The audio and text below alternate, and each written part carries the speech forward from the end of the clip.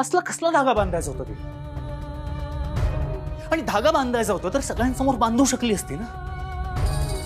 नेत्रा, तिने चुकून जरी असा काही प्रयत्न केला असता ना तर मी. तुमचं बरोबर आहे. आपण सावध राहायला हवं. इंद्राणी आत्यांच्या मनात सूडाची भावना आहे. त्या नाही शांत बसणार आणि आपण सतत त्यांच्यावरती अशी नजर ठेवून पण नाही राहू शकत. पण असं काही केलं तर लगेच कळेल तिला. मला खरंच कळत नाही आपण काय करायचं. इंद्राणी आत्यांना काहीही करून आजोबांचा जीव घ्यायचा आहे आणि आजींचा खूप विश्वास आहे इंद्राणी आत्यांवर. आपण त्यांच्यावर नजर नाही ठेवू शकत. मग अशा परिस्थितीत आजसारखं ते कधी आजोबांना एकट्यात गाठतील. आणि साहेब, आपल्याकडे वेळ खूप कमी आहे. नाही नेत्रा, आपल्याला काहीतरी वेगळा विचार करावा लागेल. म्हणजे नेत्रा, जखमेवरची खपलीच नाही काढायची. हे बघ, काय जखमेवरची खपली काढली तर जखम वाढते ना, तसंच आहे. आपण जखमेवरची खपलीच नाही काढायची. हे बघ, काय आपण इंद्राणी आत्यांबरोबर या विषयावर बोलायलाच नको. आपण त्यांच्याबरोबर या विषयावर बोललो तर त्या सतत याच गोष्टीचा विचार करत राहतील आणि परत आजसारखं काहीतरी करतील. त्यापेक्षा आपण टाळूयाच ना या विषयावर बोलायचं. बरोबर आहे. मला पटतंय तुमचं. हा विषयच खूप नाजूक आहे. त्यामुळे हा विषयच काढायला नको. पण तरी संवाद चालू राहायला पाहिजे. आणि आता तेच आपल्या समोर सगळ्यात मोठं आव्हान आहे.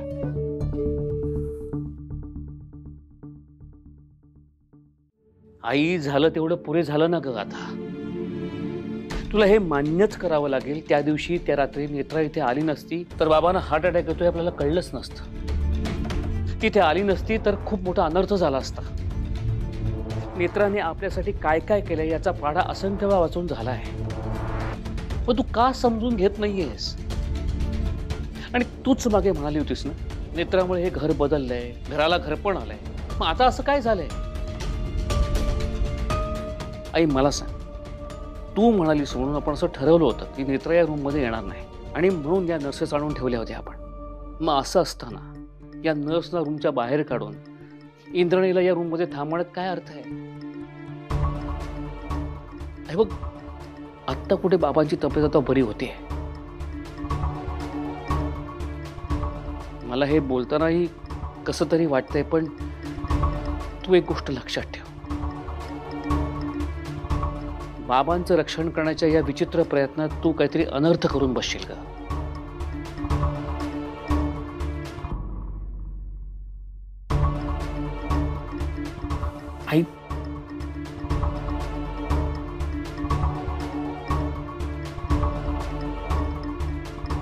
आई, आई प्लीज तू रडू नकोस का.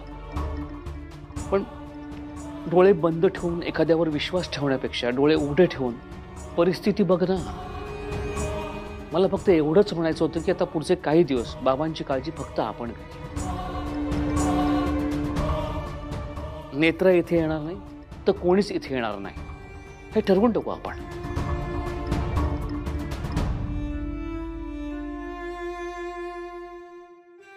शेखर, मला मान्य आहे यांची तब्येत आता सुधारते,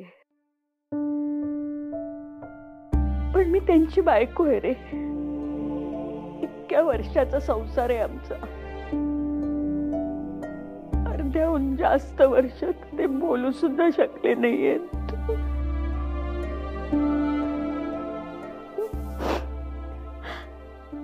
पण आता औषधाने त्यांचं शरीर बरं होत असलं ना तरी मला जाणवतंय त्यांच्या मनात काहीतरी आहे. क्षणाला ते अस्वस्थ होतात. मी समजून घ्यायचा खूप प्रयत्न करते रे, पण मला कळत नाहीये की असं काय आहे की ज्यामुळे यांचं मन खातंय. ते अस्वस्थ होतंय. असं काही नाही आहे. तू अति विचार करतेस. तू आधी शांत हो, शांत हो. आणि मी काय सांगतोय त्याचा विचार कर. मी म्हणतोय त्याप्रमाणे आपण 1 महिना हे करून बघूया. म्हणजे आजपासून पुढचा 1 महिना आजोबांची काळजी फक्त तू आणि 2 नर्सेस घेतील. दुसरं या रूम मध्ये कोणी येणार नाही. मी उद्याच बाबांजवळ एक बेल आणून ठेवतो. कोणी आलंच तर नर्स बेल वाजवेल. म्हणजे आपल्याला नक्की कळेल ना बाबांना धोका नेत्रामुळे आहे का अजून कोणामुळे. चालेल का? ठीक आहे.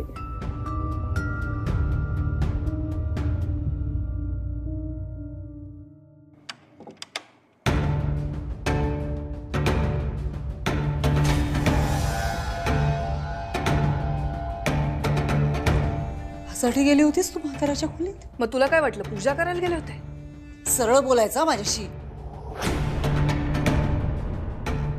मी पद्माकर राजाध्यक्षकडे का जाईन हे जर तुला माहिती आहे तरी सुद्धा तू हा प्रश्न का विचारतेस? पण घरात सगळे असतानाही असं करशील का तू? अक्कल आहे का तुला? आणि एकदा ना आयुष्यात ठरव तुला नक्की काय करायचंय.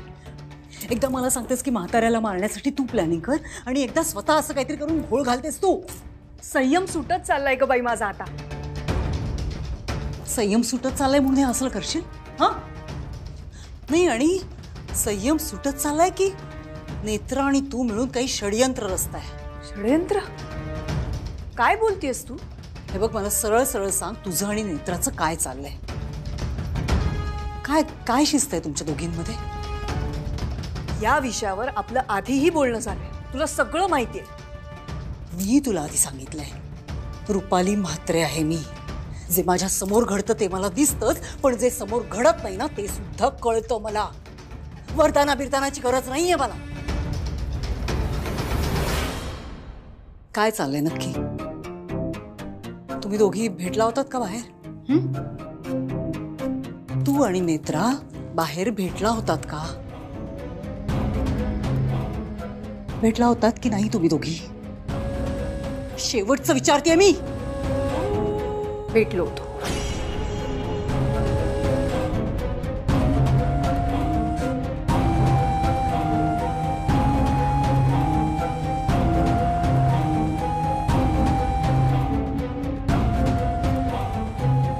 या अशा परिस्थितीत सुद्धा आजींनी तुमचं ऐकलंय. त्या नर्स सोडून आणखीन कोणालाही आजोबांजवळ जाऊ देणार नाही ही खूप चांगली गोष्ट घडली आहे. रुपालीचा काही नेम नाही. काय म्हणाला? इंद्राणीचा काही नेम नाही असं म्हणायचं होतं मला. Slip of tongue. Oh okay. बरं मी गौरी आणि मनीषा दोघींना बजावून आलोय की बाबांच्या बेडरूम मध्ये कोणी येता कामा नाही. आणि आलंच तर तुमच्याकडे बेल ठेवलेली असेलच. ती बेल ऑर्डर केली आहे मी. सकाळपर्यंत येईल. ठीक आहे उद्या बघू आपण. किती वियर्ड आहे ना हे सगळं. आपल्याला आपल्याच घरात काय काय करावं लागतंय. अद्वैत हे करण्याशिवाय आपल्याकडे काही पर्याय आहे का?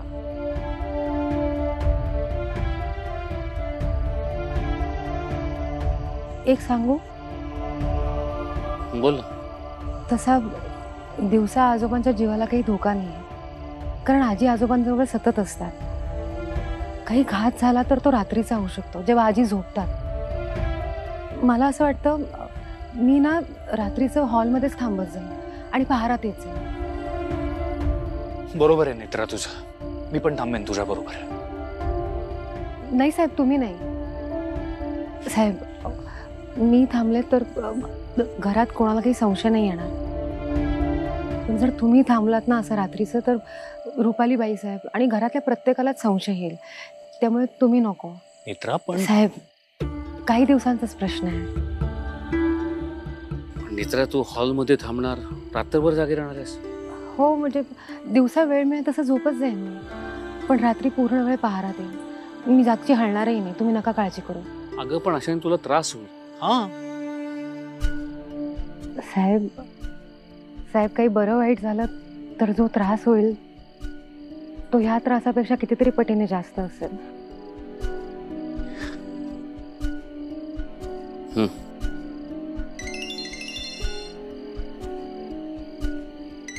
साईट इंजिनियरचा फोन आहे. आत्ता? हो, काहीतरी अर्जंट असेल, बघतो. बोला. हे सगळं इंद्रणीवर टाकावं लागतंय. अद्वैत समोर रुपालीचं नाव घेणं म्हणजे पाप आहे. मी वाट बघतोय कधी एकदा अद्वैतला रुपाली कळेल.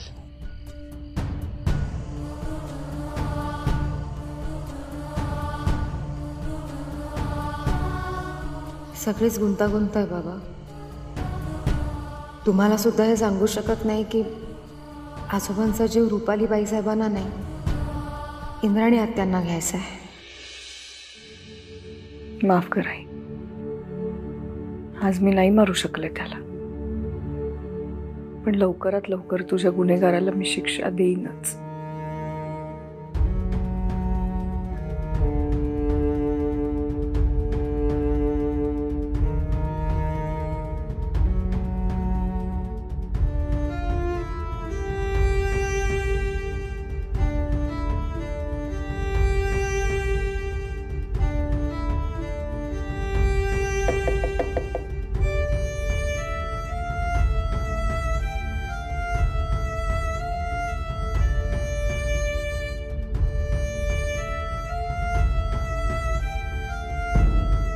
आत येऊ?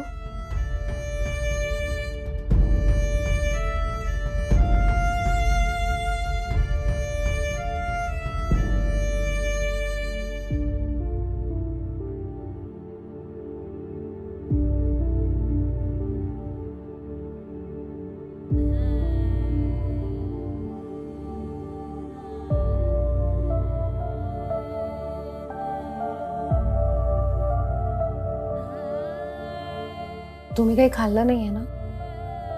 थोडं खाऊन घ्या. नकोय मला. अशा उपाशी नका राहू, थोडंसं खाऊन घ्या. जातो. मी इथून रिकामं ताटच घेऊन जाणार आहे. म्हटलं ना मी नकोय, प्लीज.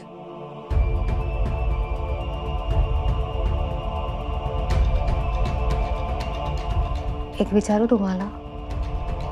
मनोरमा आजीने तुम्हाला शेवटचं कधी भरवलं होतं आठवतंय तुम्हाला? तुम्ही म्हणालात ना मला, मनोरमा आजी एक वेळ स्वतः उपाशी राहायची, पण तुम्हाला पोटभर जेवायला द्यायची. तुम्हाला माहिती आहे ती असं का करत असेल?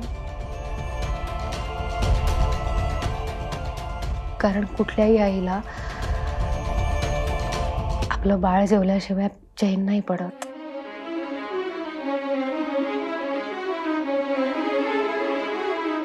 आज जर मनोरमा आजी असती आणि तुम्ही असं खायला नकार दिला असता तर तिने ओरडून रागवून तुम्हाला भरवलं असतं, हो ना?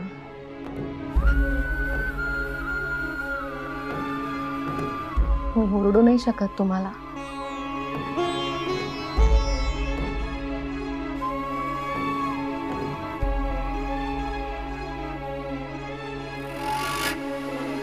पण बरं होऊ शकते ना?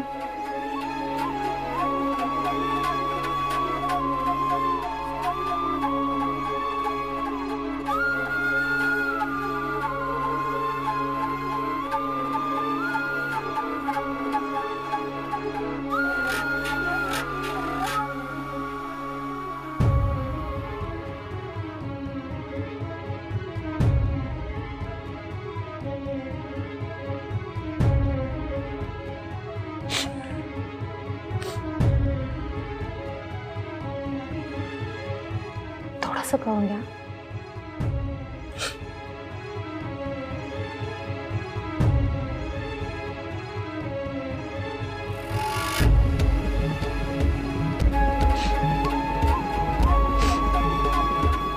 अजून लागलं तर सांगा मला, मी आणून देईन.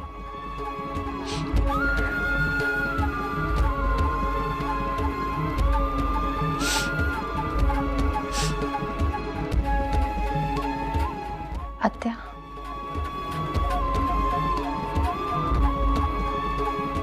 तुम्ही आजपर्यंत एकट्या होता, पण आता तुम्ही एकट्या नाही आहात. मी आहे ना, तुमची भाची, मी कायम तुमच्या सोबत असेन. त्यामुळे स्वतःला कधीच एकट्या नका समजू. आणि आबा काय म्हणतात माहितीये, सत्य आणि वास्तवाच्या पलीकडे एक नातं असतं, भावनांचं नातं. आपल्यात ते नातं आहे. आणि मनोरमा आजी आपल्यातला दुवा आहेत. तिच्यामुळे मला माझी आत्या भेटली आणि तुम्हाला तुमची भाची. घ्या.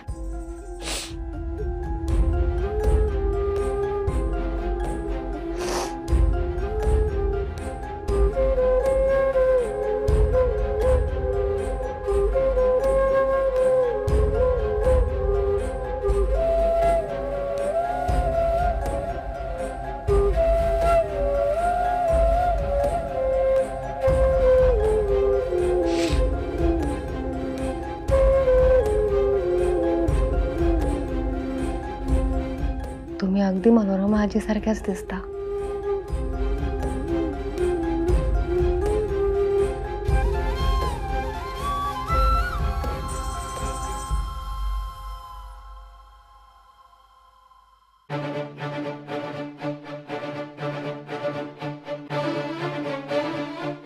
जातो.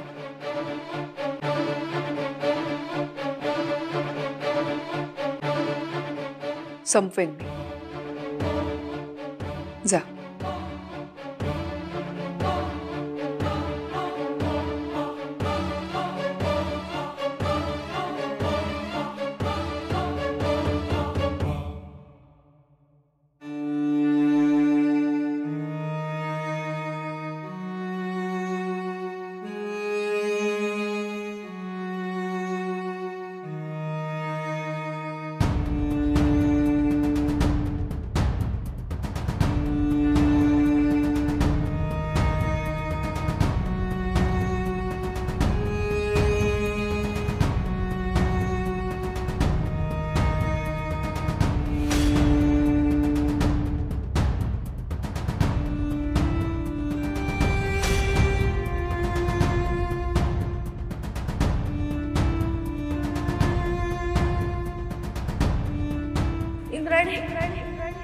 तुझ्या बाबांना शोधून काढ.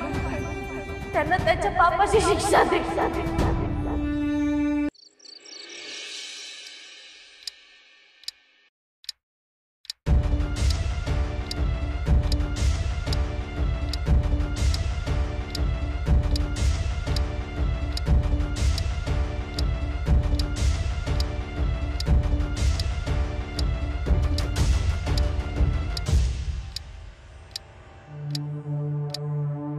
नेत्रा आणि इंद्राणी मिळून काय करतायत ते कळायला काहीच मार्ग नाही. पण काय चाललंय ते शोधावंच लागेल. नाहीतर वरदान असलेल्या या दोघी मला फार महागात पडतील.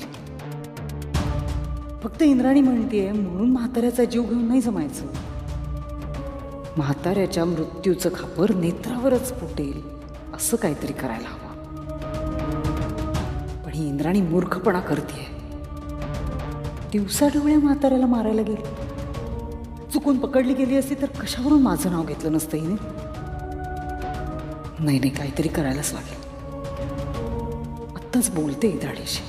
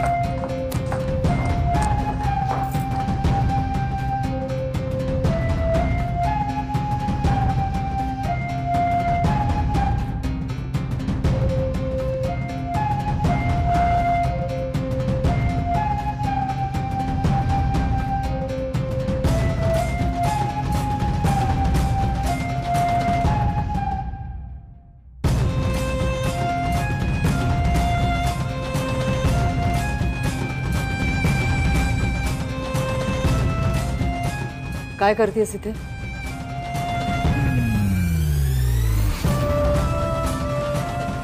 काही नाही. मग जा, जाऊन झोप जा. नाही, मला झोप येत नाहीये म्हणून इथे येऊन बसले. म्हाताऱ्याच्या खोलीबाहेर पहारा देतेस.